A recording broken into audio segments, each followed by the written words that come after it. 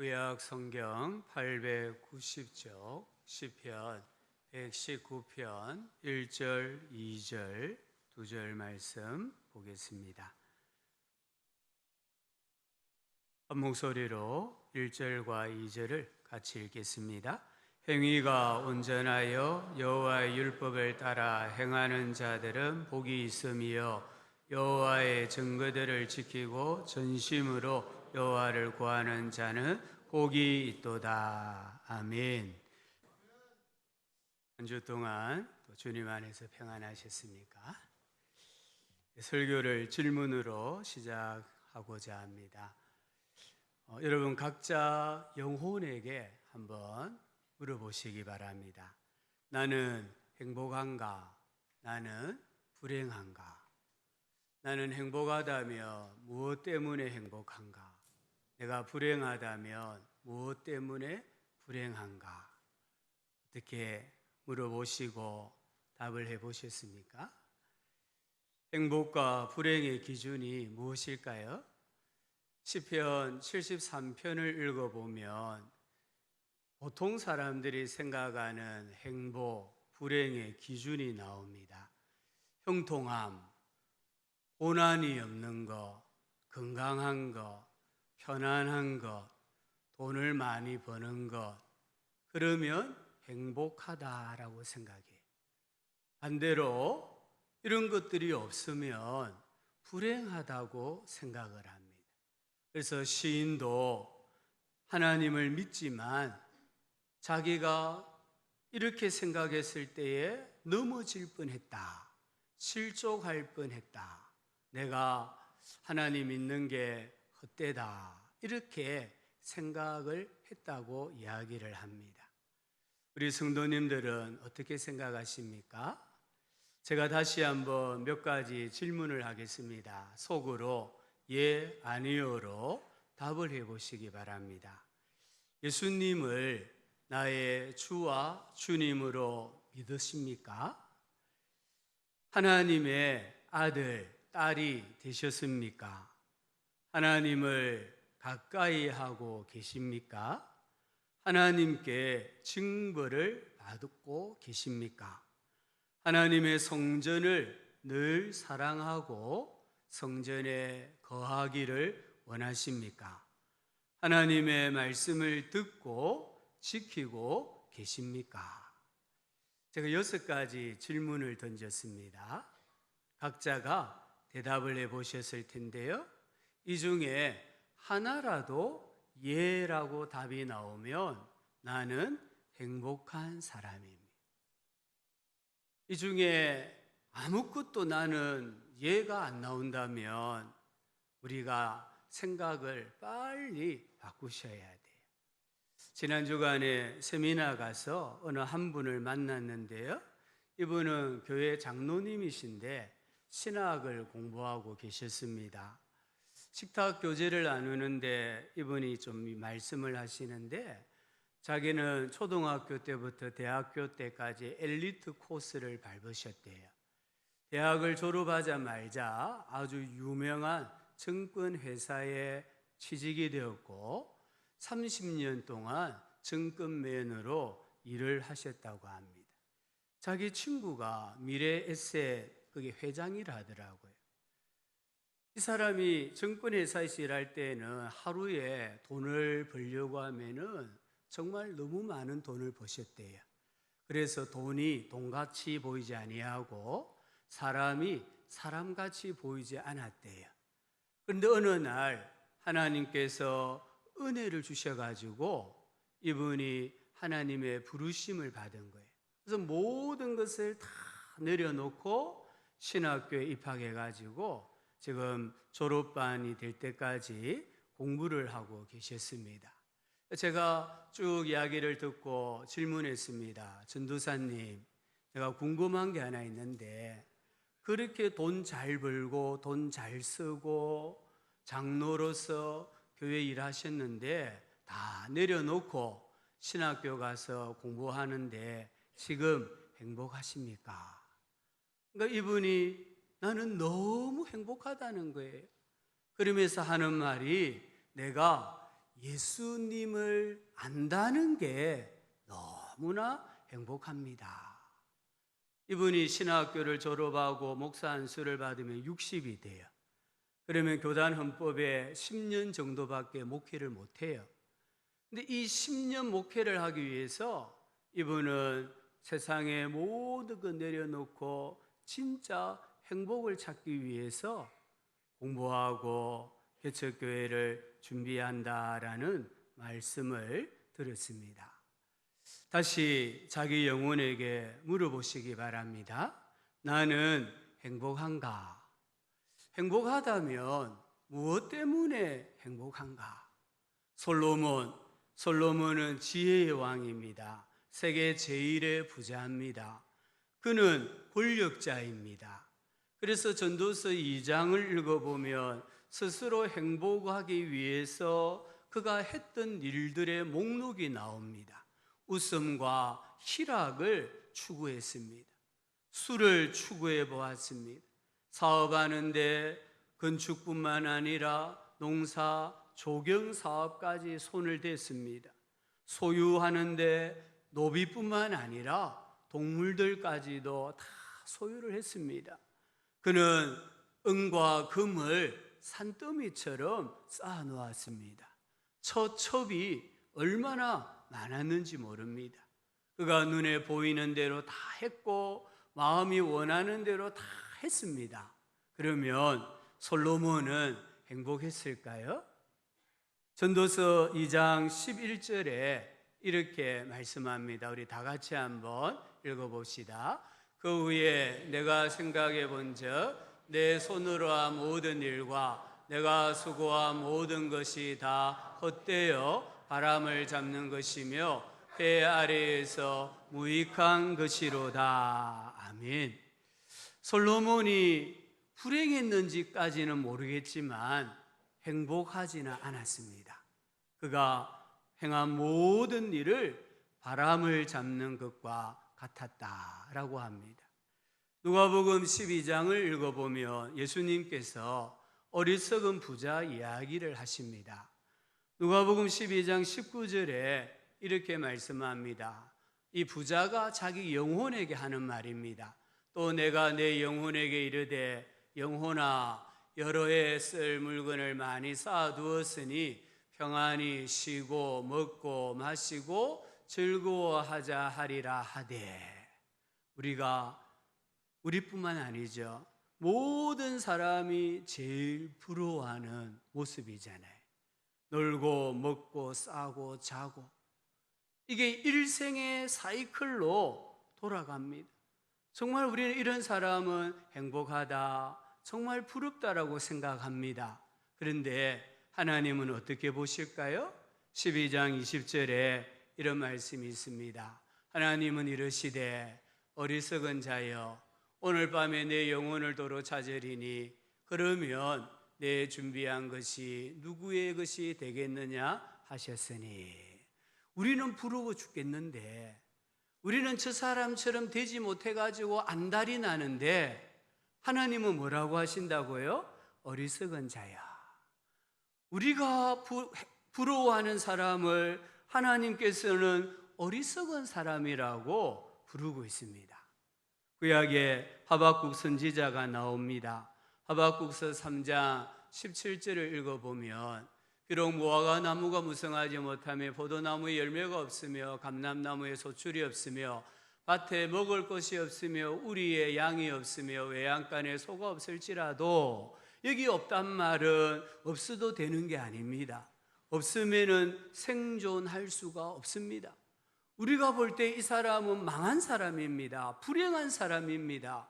어쩌면 인생을 극단적으로 해결하고 끝내야 될는지도 모릅니다. 우리가 보기에. 그런데 하박국서 3장 18절에 뭐라고 고백합니까? 우리 같이 한번 읽어봅시다. 나는 여호와로 말미암아 즐거워하며 나의 구원의 하나님으로 말미암아 기뻐하리로다. 우리는 망했다, 참 불쌍하다, 이렇게 생각하는데 정작 하박국 선지자는 즐거워하고 기뻐한다고 했습니다. 왜 그렇습니까? 여호와로 말미암아, 하나님으로 말미암아 자기가 하나님을 믿는 백성, 사람이라는 것을 확신했을 때에 세상 사람들은 제일 불쌍하다고 하는데 하박국 선지자는 너무 기뻐하고 즐거워하는 것을 볼 수가 있습니다. 형통함, 고난이 없는 것, 건강한 것, 편안한 것, 돈을 많이 버는 것이 행복의 절대 기준이 아닙니다. 고난이 있고 고통이 있고 하나님께로부터 징벌을 받고 실패하고 이런 삶이 불행의 절대 기준이 아니라는 거예요. 이 인식을 바꾸지 못하면 우리는 신앙생활 하면서도 늘 나는 불행하다고 생각합니다. 나는 늘 왜 이럴까 이렇게 생각해요. 그러면 행복한 사람, 복 있는 사람은 누구겠습니까? 오늘 119편 1절 2절에 분명히 말씀합니다. 복되도다 그 행실이 온전하여 흠이 없고 주의 법대로 살아가는 자들이여. 복되도다 주의 율례를 잘 지키고 온 마음을 다해 주님을 찾는 자들이여. 여기 복이 있다 이렇게 표현하면서 복이 무엇이냐, 행복이 무엇이냐, 하나님 말씀을 지키며 사는 것이라고 말씀합니다. 행위, 행하다 이 두 단어는 삶의 태도를 말해, 삶의 양식을 말합니다. 복 있는 사람은 하나님 말씀과 교훈을 지키며 사는 사람입니다. 한 사람의 성공과 실패의 기준이 무엇입니까? 우리가 열왕기하 12장이나 역대하 24장을 읽어보면 유다의 왕 요아스가 나옵니다. 이 요아스는 7살에 왕이 되었습니다. 그가 40년 동안 통치합니다. 대제사장 여호야다가 살아있고 말씀으로 지도했을 때 요아스 왕은 성전을 수리하고 하나님께 선한 정직한 통치를 합니다. 하지만 여호야다가 죽고 그 이후에 사람들이 와서 요아스에게 건의를 하기를 우상을 숭배하자 합니다. 그때 요아스가 우상을 숭배합니다.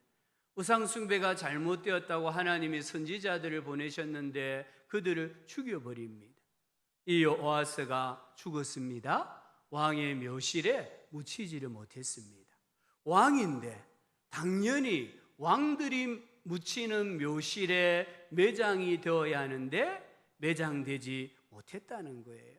하나님의 심판입니다. 반대로 대제사장 여호야다는 130살에 죽었습니다.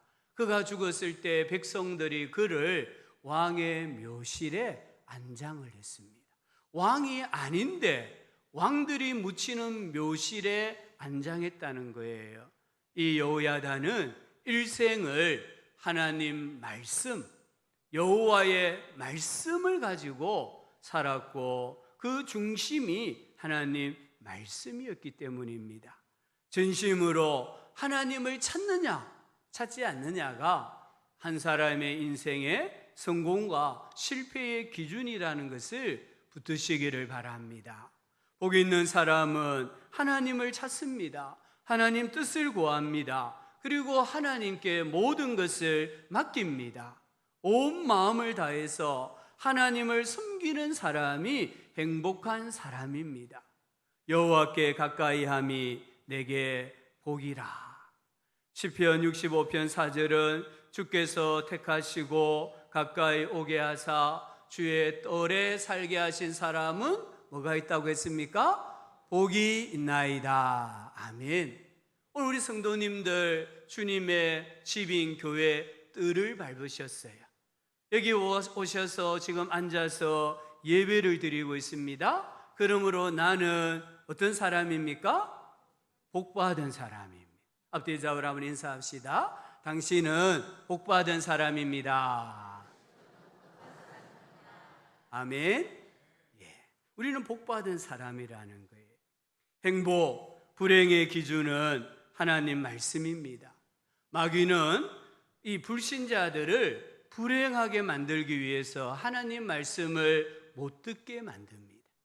말씀을 들으면 믿음이 생기고, 믿음이 생기면 구원을 받고, 구원을 받으면 행복하기 때문입니다. 그래서 이 마귀가 불신자의 귀문을 확 틀어막고 전도자의 말씀, 하나님 말씀을 못 듣게 하는 거예요. 한편 이 마귀는 우리 신자들까지라도 불행하게 만들기 위해서 하나님 말씀에 불순종하게 합니다. 말씀은 듣지만 자기가 듣고 싶은 대로만 듣게 하는 거예요. 이것은 말씀을 안 듣는 것입니다. 못 듣는 것은, 불신자들은 자기가 말씀을 듣는지 못 듣는지를 몰라요. 그냥 마귀가 귀문을 딱 막고 있기 때문에 못 들어요. 근데 안 듣는 것은 자기 의지가 작동하는 겁니다. 내가 하나님 말씀을 안 듣겠다 이렇게 생각하면 하나님 말씀이 귀에, 가슴에 들리지 않습니다. 마귀는 우리 성도들이 말씀을 읽지 않게 합니다. 지키지 않게 합니다. 왜 그렇습니까? 읽고 듣고 지키면 행복해지기 때문입니다. 마귀는 사람들이 행복한 것은 눈 뜨고 보지 못하는 그런 존재예요. 그래서 요한계시록 1장 3절에 이 예언의 말씀을 읽는 자와 듣는 자와 그 가운데 기록한 것을 지키는 자들이 복이 있나니 때가 가까움이라. 주님 오실 때가 가까우면 가까울수록 마귀가 우리 사람들로 하여금 말씀의 귀를 닫게 만든다는 거예요. 그래서 이 말씀을 읽고 듣고 지키는 사람이 종말에 복받은 사람입니다. 하나님 말씀의 능력을 누가 제일 잘 알까요? 하나님이십니다. 하나님께서 말씀하셨기 때문입니다. 또 누가 잘 알까요? 마귀입니다. 마귀는 하나님 말씀의 능력을 너무나 잘 압니다. 마귀는 우리 한 사람이, 한 공동체가, 한 국가가 하나님 말씀을 들으면 어떤 일이 일어나는지를 너무나 잘 알고 있습니다. 그래서 역사를 보면은 마귀는 성경을 금서로 지정하여서 읽지 못하게 했습니다. 성경을 불태우도록 했습니다. 성경을 가지고 있는 그 사실만으로도 죄가 되어서 화형에 처하도록 만들었습니다. 왜 그렇습니까? 다시 한번 말씀드립니다. 하나님 말씀에는 능력이 있습니다. 하나님 말씀은 살았다고 했습니다. 예리하다고 하셨습니다. 양날의 날쌘 칼보다 더 예리합니다. 그래서 혼과 영과 관절과 골수를 찔러 쪼갠다고 했습니다. 치료하신다고 했습니다. 마음의 생각과 뜻을 드러내신다고 했습니다. 우리 인생이 골짜기에 마른 뼈, 해골과 같다 할지라도 하나님의 말씀이 들려지면 살아난다는 거예요. 어떻게 살아난다고 했습니까? 하나님의 큰 군대로 살아난다고 했습니다. 이 사실을 마귀는 너무나 잘 알고 있습니다. 그래서 오늘 우리 성도님들에게 십자가와 하나님 말씀을 우리 신앙생활의 인생의 액세서리 정도로 취급하게 만드는 거예요. 이 십자가를 붙들고 하나님 말씀을 붙들고 거기에 목숨을 걸어야 되는데 그냥 액세서리, 이 옷 입을 때 이 액세서리, 저 옷 입을 때 저 액세서리, 걸치는 것과 그런 것으로 만든다는 거예요. 우리 성도님들 행복하기를 원하십니까? 생명과 생기와 활력이 넘치게 하는 하나님 말씀을 읽고 듣고 지키시기를 주의 이름으로 축복합니다. 우리 교회가 언제 불행해질까요? 우리 성도님들이 언제 불행해질까요? 이스라엘이 언제 아수르와 바벨론에게 멸망당했습니까? 언제 성전이 회파되고 왕을 비롯해서 유능한 인재들이 포로로 끌려가고 유다 민족이 전 세계로 흩어지는 디아스포라가 되었습니까? 주전 586년입니까? 예루살렘 성전이 불에 회파되었을 때입니까? 맞으면서도 틀렸어요. 주전 586년 이스라엘이 완전히 멸망당했습니다. 성전이 불에 다 무너졌습니다. 이렇게 생각하면 맞아요. 그럼 50점밖에 안 돼요. 우리가 성경을 읽어보면 왜 성전이 무너졌는가? 왜 이스라엘이 바벨론 땅에 포로로 끌려갔는가? 하나님 말씀을 버렸기 때문이라고 말씀합니다. 이스라엘이 멸망할 때 예배가 없었습니까? 아닙니다. 예배가 차고 넘쳤습니다. 정말 예배가 너무 많았습니다. 제물의 수가 너무 많았습니다. 짐승들을 잡는다고 흘렸던 피가 성전 뜰을 다 덮었습니다. 그런데 왜 멸망당했습니까? 왜 나라가 불행해지고 열방에게 조소와 비난을 받았습니까? 하나님 말씀을 버렸기 때문입니다. 하나님 말씀대로 살지 않았기 때문입니다. 우리는 가난이, 질병이, 실패가 수치와 부끄러움이라고 생각하는데 하나님은 아니야 라고 말씀합니다. 예수님께서 뭐라고 말씀하셨습니까? 교회가 언제 세상 사람들의 발에 짓밟힌다고 하셨습니까? 맛을 잃을 때입니다. 소금의 본질은 짠맛입니다. 그 맛을 잃어버리면 사람들에게 밟힌다고 하셨습니다. 교회의 본질은 하나님 말씀입니다. 아무리 궁궐처럼 교회당을 지어도 그곳에 하나님의 말씀이 없으면 그것은 그냥 빌딩이에요. 그러나 지하의 셋방으로 교회가 세워져도 그곳에 하나님 말씀이 있으면 그것은 교회가 되는 거예요. 오늘 왜 우리 한국 사회에서 교회가, 기독교가 개독교라는 비난을 받고 있습니까? 건물이 없었습니까? 숫자가 없었습니까? 재정이 없었습니까? 아니면 우리가 사역, 전도하는 일을 하지 않아서 그렇습니까? 아닙니다. 하나님 말씀을 버렸기 때문입니다.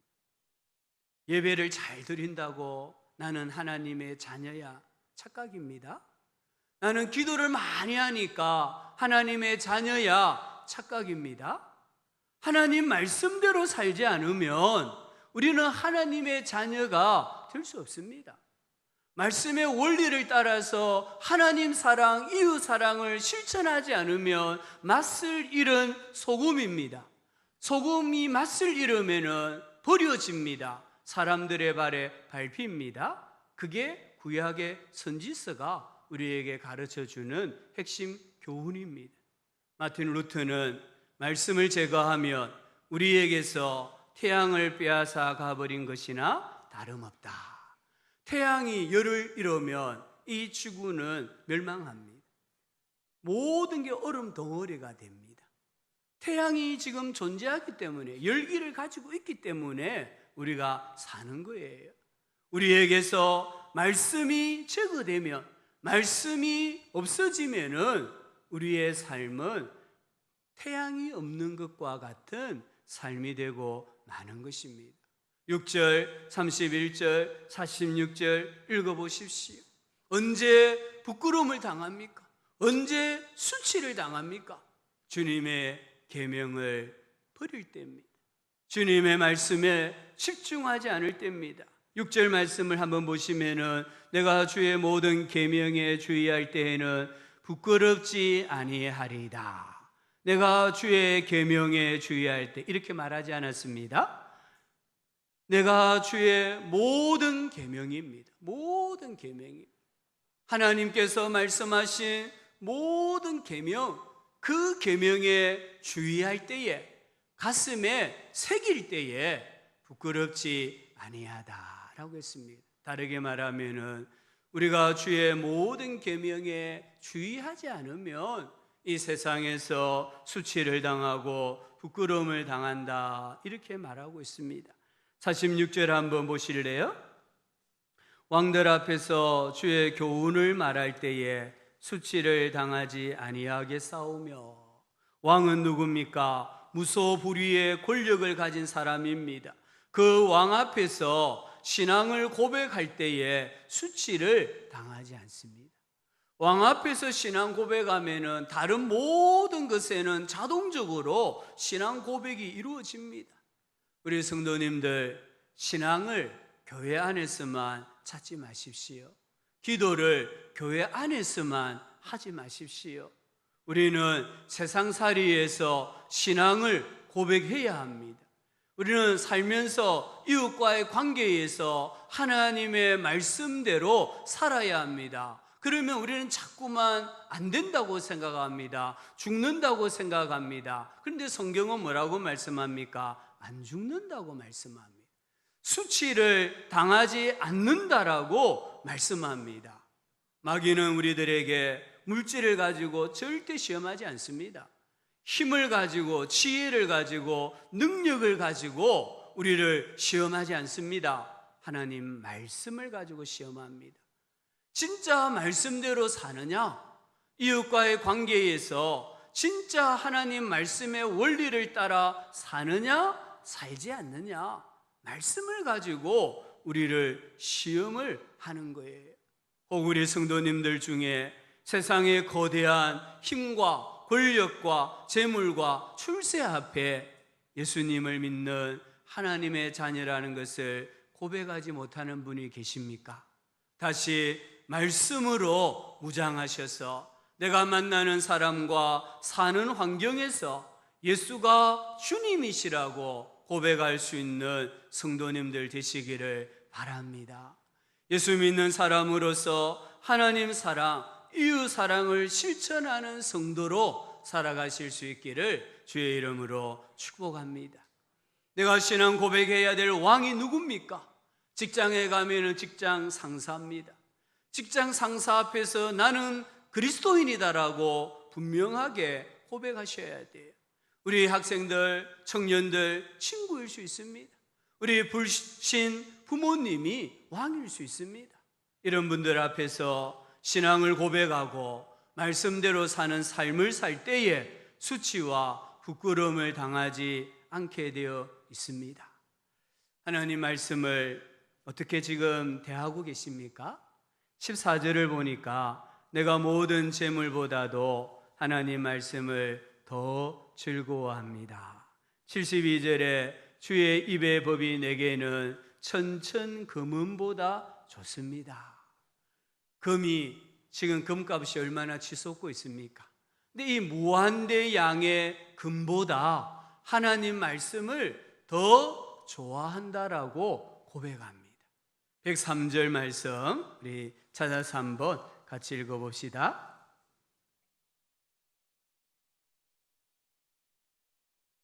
103절 말씀 같이 읽습니다. 주의 말씀의 맛이 내게 어찌 그리 단지요 내 입의 꿀보다 더 다니이다. 하나님 말씀을 귀로 듣고 마음에 새기는데 오늘 여기 시인이 뭐라고 말했습니까? 말씀의 맛, 하나님 말씀에 맛이 있다는 거예요. 근데 이 맛은 경험해 보아야만 알 수가 있습니다. 하나님의 말씀이 입맛에, 자기 입맛에 착 달라붙는다는 거예요. 음식을 넣었는데 이 혀와 천장에 음식이 딱 달라붙어 가지고 녹아서 그냥 쑥 넘어가는 거예요. 하나님 말씀을 우리 성도님들이 맛을 보셔야 돼요. 이 말씀이 꿀보다 더 달다라는 것을 맛을 보셔야 돼요. 이 말씀의 맛을 보는 게 무엇입니까? 암송입니다. 암송. 제가 우리 한 여전도회가 한 날을 정해가지고 로마서를 읽고 또 기도하는 걸 보았어요. 올해 표어가 다시 말씀으로가 아닙니까? 그래서 그 기간이 우리가 올해 표어가 이러니까 우리 기관 식구들이 다 모여가지고 성경을 읽자. 그래서 저녁에 모여서 로마서를 다 읽고 서로 기도하고 또 교회에서 주무실 분들은 주무시고 댁으로 가셔야 될 분들은 가시는 그걸 보았어요. 얼마나 귀한 전도회입니까? 우리 교회 가운 성도님들 중에 성경을 암송하는 분들이 많이 계십니다. 암송은 말씀의 맛을 경험하는 겁니다. 우리가 주보에 매주 주간 성경 암송 구절을 실어드리는데요, 우리 성도님들 꼭 암송해 보십시오. 그리고 묵상해 보십시오. 꿀보다 더 달다는 것을 경험할 수 있습니다. 중독은 다 죽이는 겁니다. 중독에 걸리면요, 마약, 알코올, 게임 이런 중독에 걸리면 정신과 삶과 생각과 육체가 철저하게 파괴됩니다. 말씀의 맛에 중독되면 역시 죽습니다. 뭐가 죽습니까? 육의 사람이 죽습니다. 영의 사람은 살아납니다. 우리 성도님들 영적 미각을 회복하시기 바랍니다. 배고픈 사람은요, 찬밥 식은 밥 가리지 않습니다. 무조건 그 밥을 맛있게 먹습니다. 배가 부른 사람은 산에 진미를 갖다 놓아도요, 젓가락으로 찔러봅니다. 이게 간이 됐니 안 됐니, 맛이 있니 없니, 누가 요리사니 평가만 하는 거예요. 그러나 진짜 배고픈 사람은요, 하나님 말씀을 읽으면은 모든 말씀이 자기 마음에 쑥쑥 들어오는 거예요. 그리고는 영과 육이 강건해지는 것을 경험할 수가 있습니다. 우리나라가 받은 복 중에 최고의 복이 무엇이라고 생각하십니까? 우리나라가 받은 복 중에 정말 전 세계에서 가장 독특한 복이 하나 있어요. 그 복이 뭐냐면요, 한글 성경을 가진 거예요. 보통은 선교사가 들어오면 와서 언어를 배우고 성경을 번역해 줘요. 그런데 우리나라는 선교사님이 공식적으로 들어오기 3년 전에 이미 한글 성경을 가지고 있었던 거예요. 교회도 없지만 이미 성경이 있었던 거예요. 그리고 그 후에 교회가 생기죠. 1882년 만주에서 선교하던 존 로스 선교사님이 그곳에서 복음을 전해가지고 이응찬, 백홍준 이런 청년이 예수님을 믿고 세례를 받아요. 그리고 이 청년들의 도움을 얻어서 한글로 성경을 번역을 한 겁니다. 전 세계의 언어는 약 6,600개라고 합니다. 그 중에 성경이 번역된 언어는 500개 미만입니다. 10분의 1도 안 됩니다. 그런데 우리나라는 이 10분의 1에 해당도 되지만 선교사가 들어오기 전에 이미 한글 성경을 손에 가지고 읽었다는 거예요. 이게 얼마나 큰 복인지 모릅니다. 성경을 번역하고는 국경을 넘어서 성경을 조선 땅에 나누어 주는 사람이 있었어요. 이런 사람을 매서인이라고 합니다. 이 진보다리에 성경책 수백 권을 담고는 이 짐을 지고 국경을 넘는다고 하면 생각해 보세요. 보통 일이 아니거든요. 그런데도 말씀을 먹어야 산다, 말씀을 먹어야 조선이 산다라는 믿음이 있었기 때문에 그들은 국경을 넘어서 성경을 배포하는 일을 했다고 합니다. 우리가 하나님 앞에 설 때에 가지고 갈 수 있는 것 딱 하나밖에 없습니다. 하나님 앞에 섰을 때에 고백할 수 있는 말 딱 하나밖에 없습니다. 56절 한번 보시기 바랍니다. 56절에 뭐라고 말씀합니까? 자, 우리 56절 같이 읽어봅시다. 내 소유는 이것이니 곧 주의 법도들을 지킨 것이니이다. 아멘. 죽으면 아무것도 가져갈 수 없습니다. 왜 아무것도 못 가져갑니까? 천국에 다 있기 때문입니다. 관 속에 뭐 돈 안 넣어도 괜찮아요. 통장 안 넣어도 괜찮아요.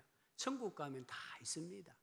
그런데 우리가 천국에 가져갈 수 있는, 이 땅 위에 있는 것 중에 가지고 갈 수 있는 것 딱 하나 있습니다.